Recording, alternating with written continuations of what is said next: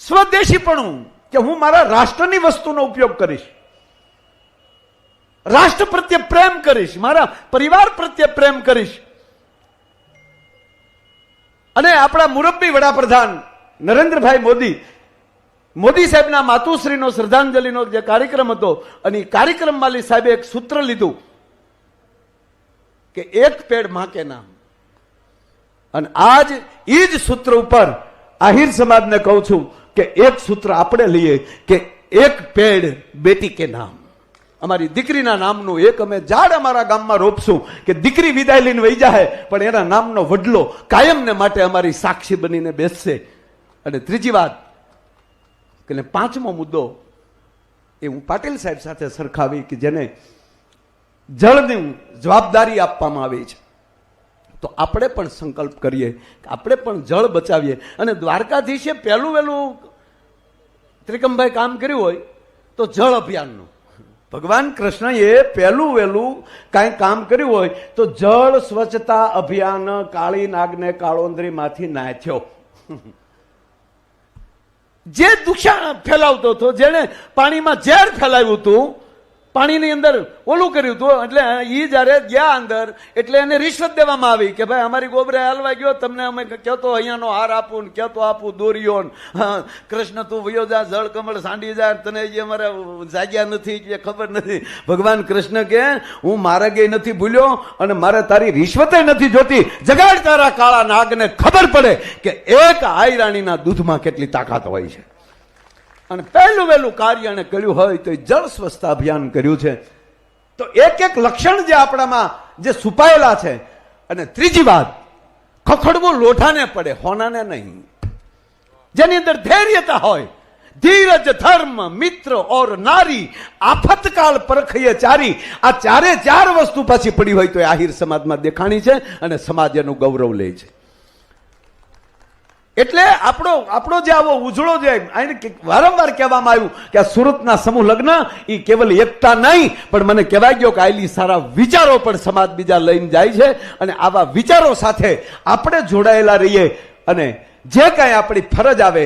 અને છેલ્લી વાત કહું કે ભગવાન કૃષ્ણએ અર્જુનને પૂછ્યું, અર્જુન પૂછે છે ભગવાન કૃષ્ણને કે હે નારાયણ, તમે ઉત્તમતાની વાત કરો છો, તો ઉત્તમ સમાજ એટલે શું? તો દેવાય દાદા હું ચોખવટ કરું કે હું કલાકાર રીતે મારું જે મોટું નામ હોય તે, પરેશભાઈનું બિઝનેસ રીતે જે કાંઈ નામ હોય તે, ભરતભાઈ કે રઘુભાઈના કે ત્રિકમભાઈના રાજકીય ક્ષેત્રમાં જે કાંઈ નામ હોય તે, પણ તમારા વડીલોના તો અમે બાળક છીએ, અમે સમાજના સોરું છીએ, સમાજના દીકરા છીએ.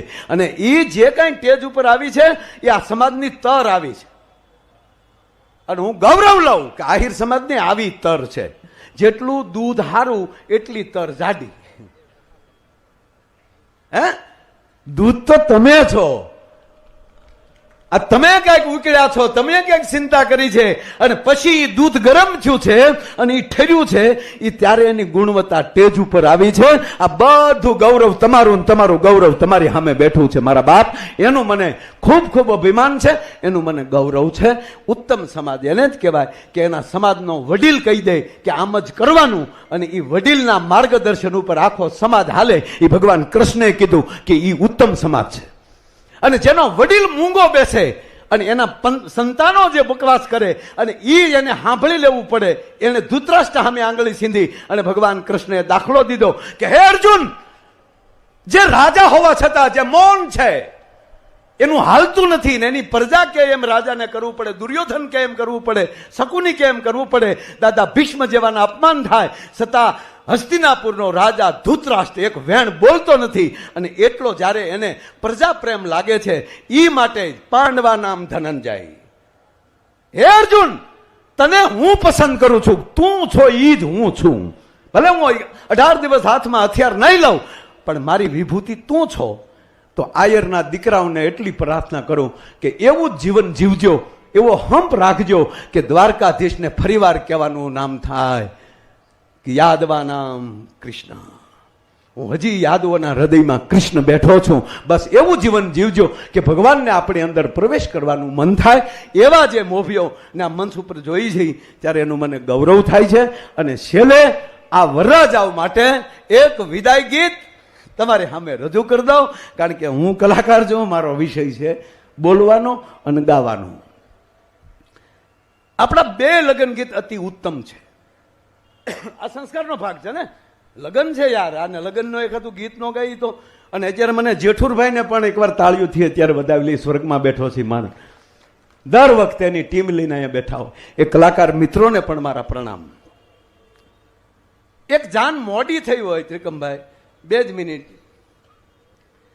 જાન મોડી થઈ હોય ક્યારેક ભરતભાઈ ગીત ગવાતું, ડાયરો ડેલીએ બેઠો હોય અને જાન ના આવી હોય, હાંજ પડી ગઈ હોય, ઝાલર વાગી ગઈ હોય, તો એ માંડવે ડાયરો ચિંતા કરતો હોય કે હજી જાન નથી આવી, હજી જાન નથી આવી, જાઓ 2 ઘોડા હામાં મોકલો.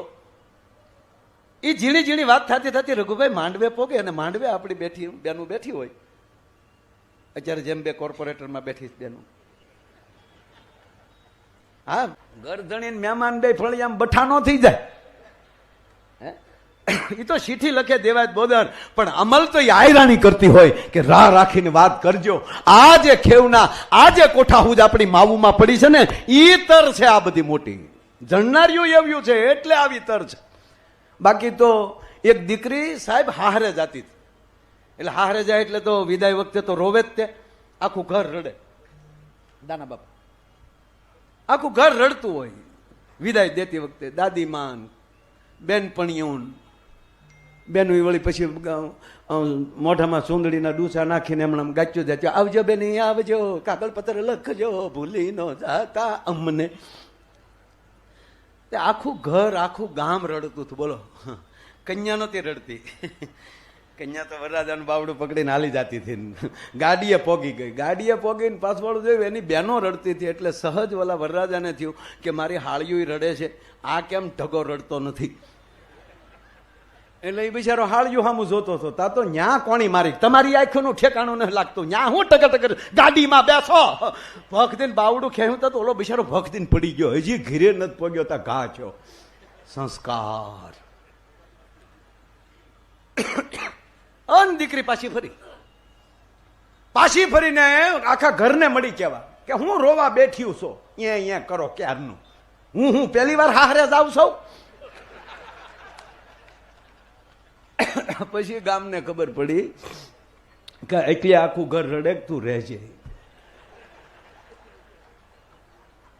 પણ આપણા જે સંસ્કાર છે ભારત વર્ષના, કેવલ એક આહિર સમાજ નહીં, અહીંની 18 વર્ણના એવા સંસ્કાર છે કે આ દેશમાં જે લગ્ન થાય છે એવા લગ્ન બીજા દેશમાં નથી થતા, બીજા ધર્મમાં નથી થતા.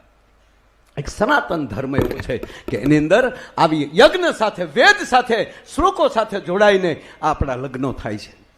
એટલે આપણી સનાતનતાને 18 વર્ણને પ્રણામ કરું છું. પણ એ જાન મોડી પડે, 18 વર્ણમાં ગીત ગવાય સાહેબ, એ જાન મોડી પડે અને માંડવે જ્યાં વાત પોગે કે હજી જાન નથી આવી, ત્યારે માંડવે આપણી માવું બેઠ્યું હોય, એ જ્યારે ગીતમાં ચિંતા વ્યક્ત કરે.